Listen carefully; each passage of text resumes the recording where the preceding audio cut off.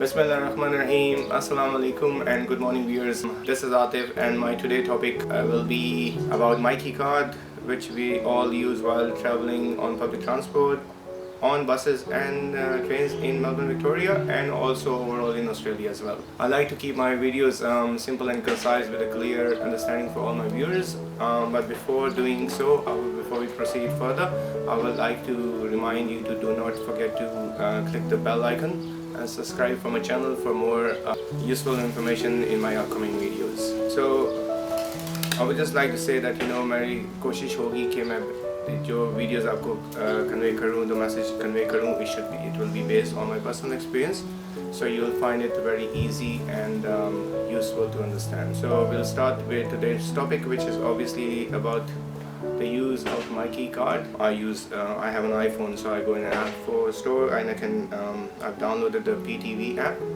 So the advantage of the PTV app is basically आप अपनी journey को plan कर सकते हैं.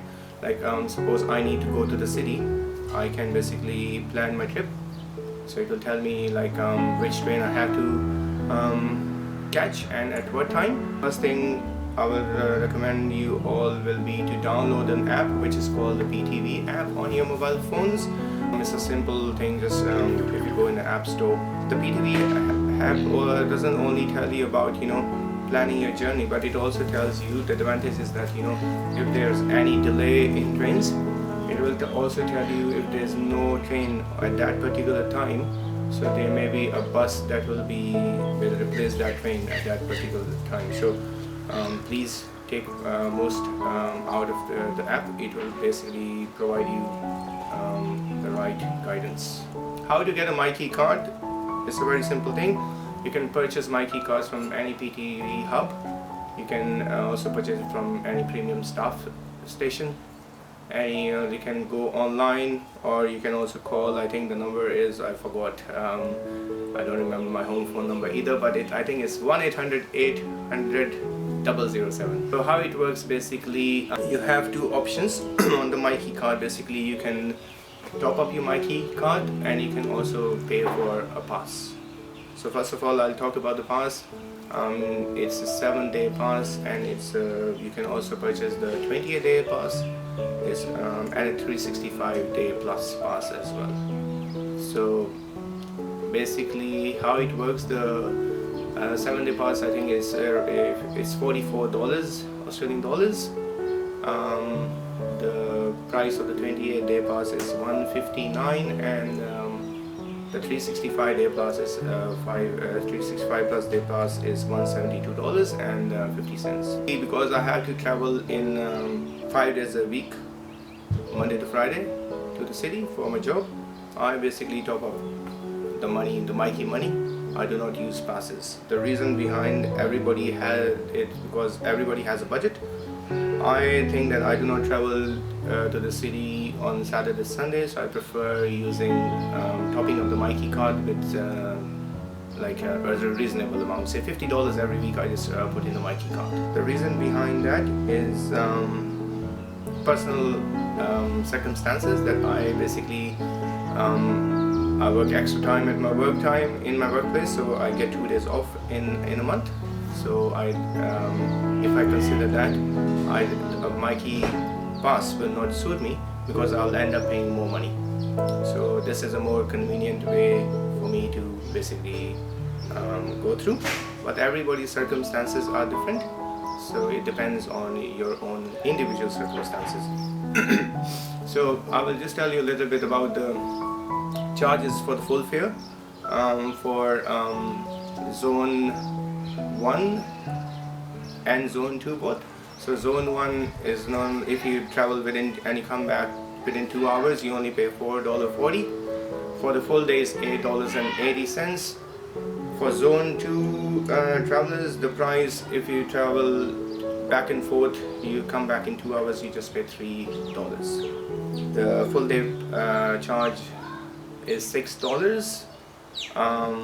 But zone 1 and zone 2 customers or travelers, they pay $4.40 if you come back within 2 hours, or it's $8.80 for the full trip for the whole day. So I think mostly when we all travel on a public transport, you experience zone 1 and zone 2 both, because we do not know exactly what zone what station falls in. So keep in mind, for a full fare for an adult it's $8.80 for the whole day.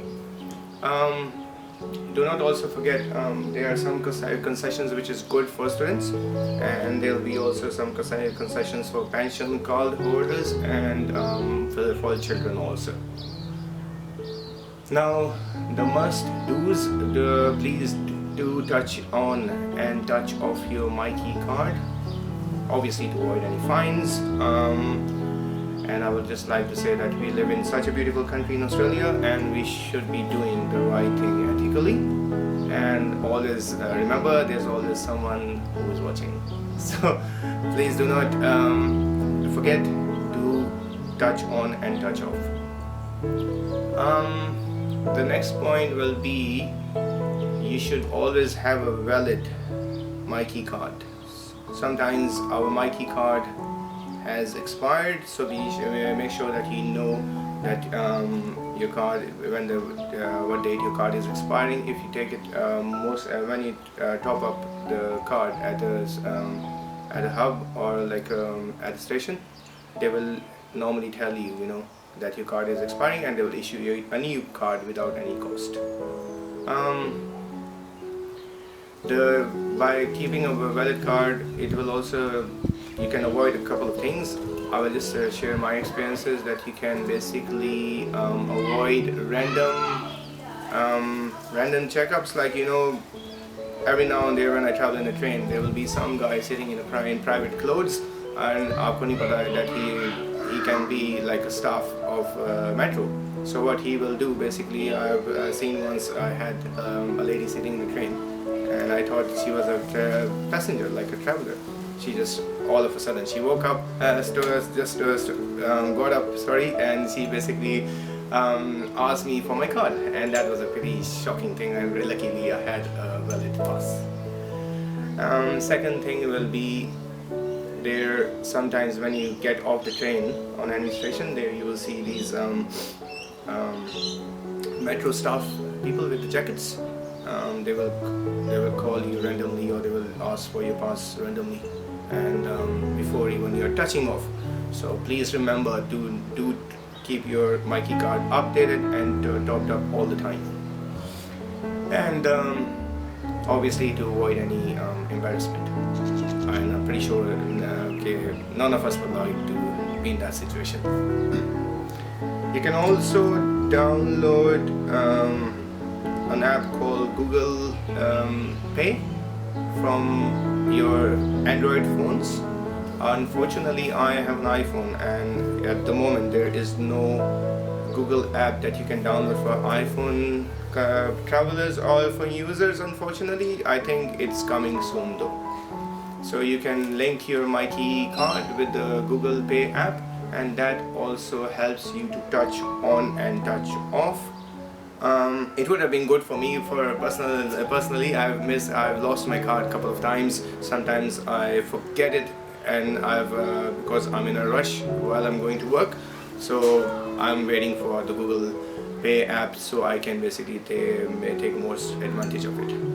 If sometimes your card is not working, and you're basically you recharge your MYKI card at a vending machine, and you did not see any balance on the card, and you have paid for it, please do not stress at all, because it has happened a couple of times with me while I have been traveling. So there are a couple of reasons for that, which I would like to highlight. The first thing is, you may have removed your MYKI card before the machine told you to take it off. Secondly, there may be insufficient funds in your card, so make sure that the card that you are using for recharging has sufficient funds in it. Sometimes the MYKI machine has signal problems, just like our trains have signal problems, and we experience the this is also the case with the MYKI itself, the vending machine. While you're top of your MYKI money, always keep your receipt with you as proof of purchase. If you have lost your balance for some reason, you can always basically make a complaint online. The turnaround time is normally 24 hours, and I've experienced it myself. They're very nice people, and they'll get back to you straight away with your inquiry. Alright, viewers, I think that was all about the video. There's a lot about this topic. I can spend a whole day talking about this. Like, if you have any comments, please feel free to message me or leave any comments and I'll get back to you. Do not forget to subscribe the channel and wait for more videos from my end. And until that, I'll just say ciao and take care of yourself.